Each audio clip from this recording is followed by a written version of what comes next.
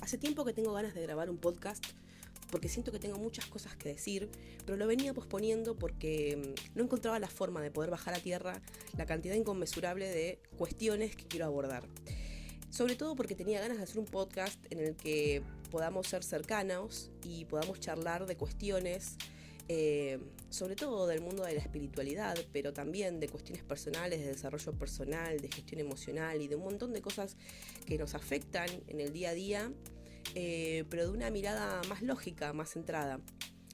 Le pedí un consejo al tarot y el tarot me dijo, bueno, el carro, el 7 de copas y la reina de espadas. Entonces yo pensé, el carro tiene que ver con el equilibrio también, con el avance hacia la victoria, hacia ese objetivo que nosotros tenemos, pero con el equilibrio, porque ese carro que está tirado por 2 caballos, si lo vemos desde la perspectiva del mazo marsellés, o por 2 efigies, desde la perspectiva de Rider-Waite-Smith, vemos que esos 2 caballos son muy diferentes. En el caso de Rider-Waite-Smith tenemos las 2 efigies, que una es blanca y otra es negra, y una tiene rasgos femeninos, otros masculinos. Entonces, esta cosa de equilibrar esta dualidad dentro nuestros para poder avanzar por el camino que elegimos. Entonces, esta cosa de mantener el equilibrio entre la mente y el corazón. Por otro lado, tenemos ese 7 de copas que nos va a representar la fantasía, el mundo astral, esta cosa de construir castillos en el aire. Y después todo lo contrario, que es la reina de espadas, que te baja un ondazo y te dice, bueno, pará, pero ¿qué estás viendo? ¿Cuál es la realidad? Entonces, nada, me voy a presentar y voy a presentar este podcast que en un impulso nace, y espero que nos sigamos encontrando una vez por semana charlando de diferentes cosas. Mi nombre es Bárbara y esto es Soy Espiritual, no boluda. Hace poco me separé de una relación que fue tormentosa, podríamos decir intensa y rara y confusa también. Entonces estuve analizando mucho el tema de no solamente el amor romántico, sino también la cuestión del compañerismo, ¿no? Del trabajo en equipo. Y empecé a leer, ya por segunda vez, de vuelta, el libro de Clarissa Pinkola Estés, Las mujeres que corren con los lobos, o Mujeres que corren con los lobos, mejor dicho. Yo en algún otro momento en mi Instagram les he compartido una historia que hace referencia a la intuición, porque esta autora va contando diferentes cosas diferentes cuestiones que tienen que ver con la mujer, desde historias. Y en el capítulo 4 de este libro hay un capítulo, justamente el capítulo 4, que dice el compañero, la unión con el otro. Y este capítulo resumió bastante también cuestiones que yo tenía flotando en relación a esta cosa de el compañero, ¿no? ¿Por qué quiere una pareja? Surgen un montón de cuestionamientos a la hora de una ruptura y a la hora de relacionarse con un otro, que son 2 momentos claves, ¿no? Tipo, bueno, empiezo un vínculo o termino un vínculo sexoafectivo romántico y se me llena el culo de preguntas. Entonces es como, bueno, ¿en qué fallé? ¿En qué falló? ¿Qué es lo que yo quería? ¿Qué pasó? Les voy a leer un poco este libro, la interpretación que hace ella primero, ¿no? La introducción que hace ella primero, y después un pequeño cuento que se llama Manawi, y dice algo así. Si las mujeres quieren que los hombres las conozcan de verdad, tienen que enseñarles un poco de sabiduría profunda. Las mujeres dicen que están cansadas, que ya han hecho demasiado a este respecto. Me atrevo a decir humildemente que han estado intentando enseñar a un hombre que no quiere aprender. Cuando los hombres ponen de manifiesto una buena disposición, es el momento de revelarles cosas, no solo por este motivo, sino porque otra alma lo pide. Ya lo verás. He aquí algunas de las cosas que ayudarán a un hombre a comprender y a salir a medio camino al encuentro de la mujer. Este es el lenguaje, nuestro lenguaje. En los mitos, como en la vida, no cabe duda de que el hombre salvaje busca a una esposa debajo de la tierra. En los relatos celtas hay célebres parejas de dioses salvajes que se aman de esta manera. A menudo habitan en el fondo de un lago, de donde protegen la vida y el mundo subterráneos. En los mitos babilónicos, Inanna, la de los muslos de cedro, llama a su amante, el toro Plou: ven a cubrirme con tu furia salvaje. En los tiempos modernos, incluso hoy, en día, en Medio Oriente de Estados Unidos, aún se le dice la madre y el padre Dios crean los truenos revolcándose en su lecho primaveral. De igual modo, nada le gusta más a la mujer salvaje que un compañero que le pueda igualar.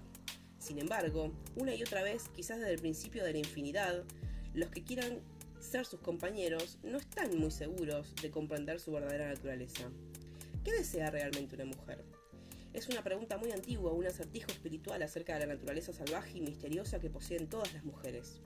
Mientras que la vieja del cuento de la viuda de Bath, de Chawer, dijo con voz cascada que la respuesta a esta pregunta era que las mujeres deseaban ejercer soberanía sobre su propia vida, lo cual es un hecho indiscutible, hay otra verdad igualmente poderosa que satisface también esa pregunta. He aquí un cuento que explica cuál es la verdadera naturaleza de las mujeres.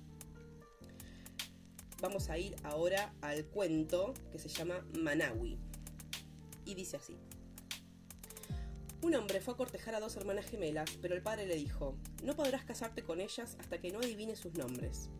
Aunque Manawi lo intentó repetidamente, no pudo adivinar el nombre de las hermanas. El padre de las jóvenes sacudió la cabeza y rechazó a Manawi una y otra vez. Un día, Manawi llevó consigo a su perrito en una de sus visitas adivinatorias, y el perrito vio que una de las hermanas era más guapa que la otra, y que la segunda era más dulce que la primera. A pesar de que ninguna de las 2 hermanas poseía ambas cualidades, al perrito le gustaron mucho las 2, pues ambas le daban golosinas y le miraban a los ojos sonriendo. Aquel día, Manawi tampoco consiguió adivinar los nombres de las jóvenes y volvió tristemente a su casa. Pero el perrito regresó corriendo a la cabaña de las jóvenes. Allí, acercó la oreja a una de las paredes laterales y oyó que las mujeres comentaban entre risas lo guapo y viril que era Manawi. Mientras hablaban, las hermanas se llamaban la una a la otra por sus respectivos nombres. El perrito lo oyó y regresó a la mayor rapidez posible junto a su amo para decírselo. Pero por el camino, un león había dejado un gran hueso con restos de carne al borde del sendero y el perrito lo olfateó inmediatamente y sin pensarlo 2 veces se escondió entre la maleza arrastrando el hueso. Allí empezó a comerse la carne y a lamer el hueso hasta arrancarle todo el sabor. De repente, el perrito recordó su olvidada misión, pero por desgracia también había olvidado los nombres de las jóvenes. Corrió por segunda vez a la cabaña de las gemelas. Esta vez ya era de noche y las muchachas se estaban untando mutuamente los brazos y las piernas con aceite como si se estuvieran preparando para ir a una fiesta. Una vez más, el perrito las oyó llamarse entre sí por sus nombres.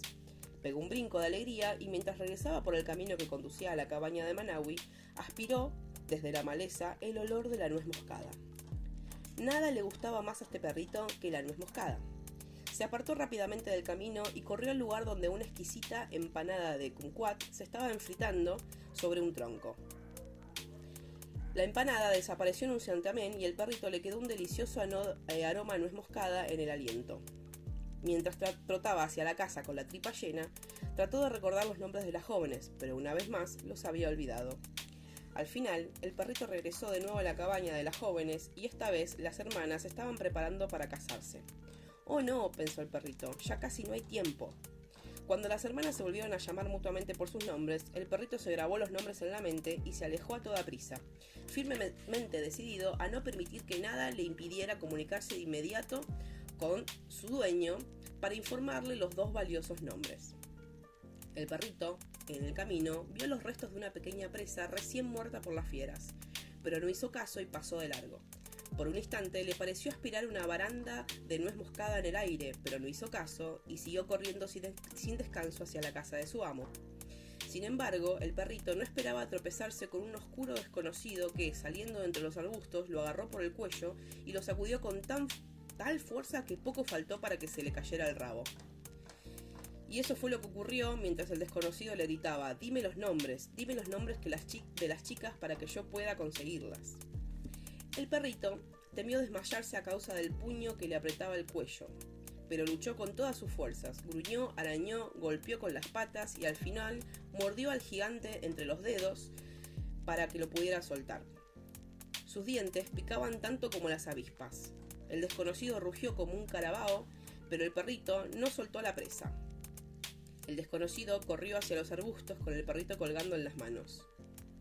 «Suéltame, suéltame, perrito, y yo te soltaré a ti», le suplicó el desconocido.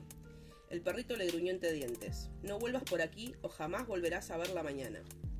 El forastero huyó hacia los arbustos, gimiendo y sujetándose la mano mientras corría. Y el perrito bajó medio rebenqueteado y medio corriendo por el camino que conducía hacia la casa de Manawi. Aunque tenía el pelaje ensangretado y le dolían mucho las mandíbulas, conservaba claramente en la memoria los nombres de las jóvenes, por lo que se acercó cojeando a Manawi con una radiante expresión de felicidad en el rostro. Manawi lavó suavemente las heridas del perrito y éste le contó toda la historia de lo ocurrido y le reveló los nombres de las jóvenes. Manawi regresó corriendo a la aldea de las jóvenes, llevando sentado sobre su hombro al perrito, cuyas orejas volaban en el viento como dos colas de caballo. Cuando Manawi se presentó ante el padre de las muchachas y le dijo sus nombres, las gemelas lo recibieron completamente vestidas para emprender el viaje con él. Le habían estado esperando desde el principio. De esta manera, Manawi consiguió que las doncellas más hermosas de las tierras del río se casaran con él. Y los cuatro, las hermanas, Manawi y el perrito, vivieron felices juntos muchos años. Cric crac crado, este cuento se ha acabado. Bueno, en los cuentos populares, al igual que en los sueños, podemos comprender los contenidos de manera subjetiva, en cuyo caso los símbolos van a representar diferentes aspectos de la psique de una sola persona. Pero también podemos comprender los cuentos de una manera como objetiva, porque también se refieren a situaciones y relaciones del mundo exterior. Así que vamos a hacer un poco un comentario rápido sobre lo que dice la autora de este cuento. Y ella dice algo más o menos así. En el cuento de Manawi, más bien, desde el punto de vista de las relaciones entre una mujer y su compañero, teniendo en cuenta que muchas veces lo de afuera es igual a lo de adentro, vamos a ver que este cuento revela un antiquísimo secreto con respecto a las mujeres, y es el siguiente.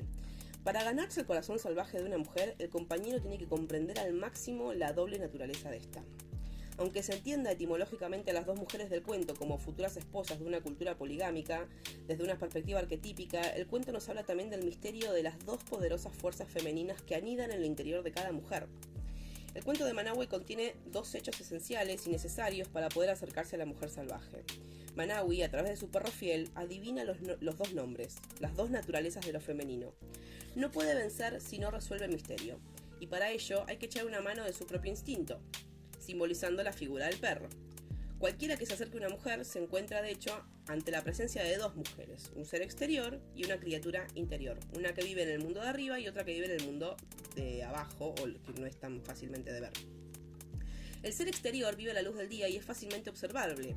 Suele ser pragmático, aculturado y muy humano. En cambio, la criatura interior suele emerger a la superficie desde muy lejos, a menudo aparece y desaparece rápidamente, pero siempre deja a su espalda una sensación de algo sorprendente, original y sabio.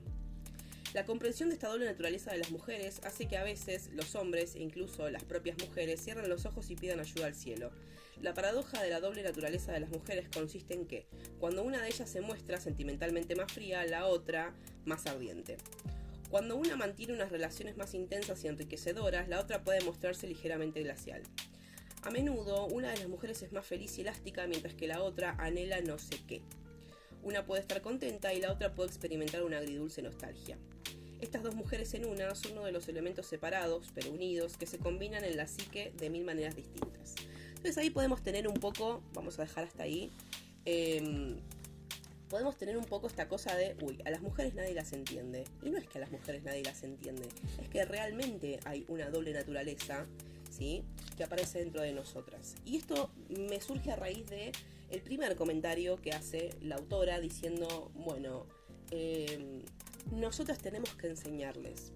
Y es una realidad. Yo creo que los hombres, y vamos a hablar de las masculinidades en realidad, se quedan justamente con la mujer externa, con la mujer inmediata, pero cuando se cruzan o se topan con esta mujer mucho más interna, mucho más profunda, mucho más transpersonal y mística, si se quiere, ahí ocurre un problema, que es, no sé si me quiero enfrentar al desafío de desentrañar esto, de comprenderlo. Yo creo que, y esto ya es una opinión personal, tiene que ver con una cuestión cultural en la que a las masculinidades se les dificulta bastante el registro del otro, porque está esta cuestión de el miedo a la emocionalidad, a sentir, a compenetrarse. Obviamente esto no es en todos los casos, esto es una generalidad que yo hablo y bueno, nada, antes de que empiecen con no todos son iguales, sí, ya sabemos, Carlos, que no todos son iguales, pero en líneas generales surge este problema, cuando aparece la profundidad, cuando aparece la compenetración que va mucho más allá de la materialidad y de lo cotidiano y de lo del día a día, ahí la cosa se complica. Y nosotras, como mujeres, y desde el arquetipo de la mujer salvaje, ¿no? Esta cosa maternal, madre naturaleza, Pachamama Gaia, tenemos que enseñarles. El otro día estaba viendo unas historias de una colega también que decía esta cosa de ¿y por qué tenemos que enseñarle lo que otros o otras mujeres no enseñaron? Yo no me voy a parar sobre eso, porque creo que estamos los que queremos, estamos en este camino también para aprender y para enseñar. Pero acá hay un punto clave, no le podemos enseñar a quien no quiere aprender, así como no podemos ayudar a quien no quiere ser ayudado. Y es importante para preservar nuestra feminidad y nuestra mujer salvaje y nuestra fuente de creación, ¿no? Esta cosa de aprender a diferenciar hasta dónde. Yo creo que una de nuestras dualidades es un poco kamikaze y va hasta las últimas consecuencias. Ser compañero o compañera, pero bueno, más desde las masculinidades, ser compañero de una mujer salvaje, ser compañero de una bruja, no es algo sencillo. Todas somos brujas, así que si estás escuchando esto y dices, ay no, pero yo no aprendo ni un saumerio, hermana, no importa, vive adentro tuya esa sabiduría. No es simple. Hay un montón de casos de personas que lograron encontrar ese equilibrio, pero eso le representa dos desafíos, creo yo. Por un lado, para la mujer, de aprender a soltar a tiempo, de aprender a dónde hay que mostrar